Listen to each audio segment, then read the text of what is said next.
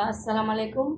Hello guys, আজকে সবসময় তো আমরা পাট শাক খাই। এটা হলো শুকনো পাট পাতা, মানে ধুয়ে কাঁচা পাট শাক ধুয়ে পরে শুকাইছি। এই শুকনা পাট শাক ঐতিহ্য খাবার নেত্রকোনা। হ্যাঁ, এটা আমাদের দেশে ধরেন অনেক অনেক দেশে এগুলা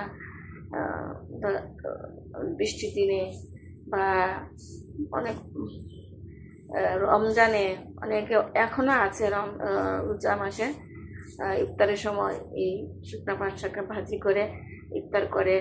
আগে দাদিরা দেখতাম, মানে শুকনা পাট শাক ভেজে রাখতো, ইফতারের সময় খেত। আর এটা হলো আমাদের নেত্রকোনা ঐতিহ্য খাবার, কিশোরগঞ্জের। হ্যাঁ, এখন আজকে আমি শুকনা পাট শাক ভাজবো। বিসমিল্লাহ,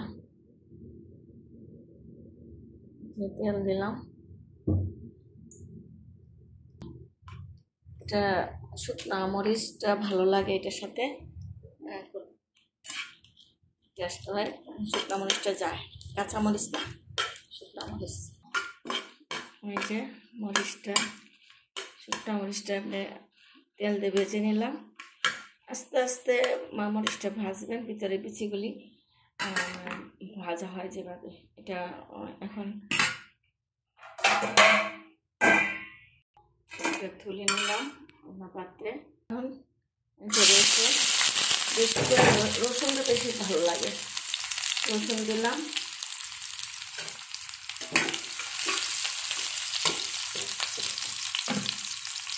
লবণ দিন,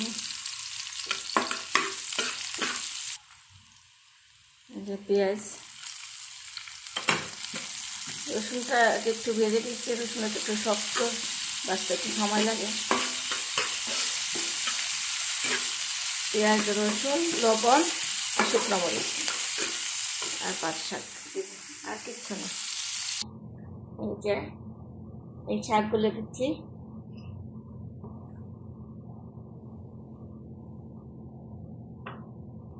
এভাবে পাট শাক খেলে খুব স্বাদ লাগে। বর্ষাকালে মনে করেন কিচ্ছু নাই, অনেকে আছে গ্রামে অঞ্চলে যে বলে কিছু নেই, পাট শাক করে ফেলো না, মানে বৃষ্টির দিনে ভালো লাগে।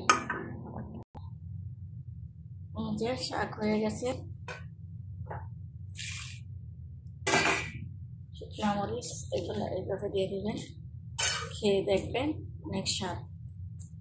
কাঁচা শাক তো সবাই খায়, অনেকেই শুকনা পাট শাক খেতে ছিঁড়ে না।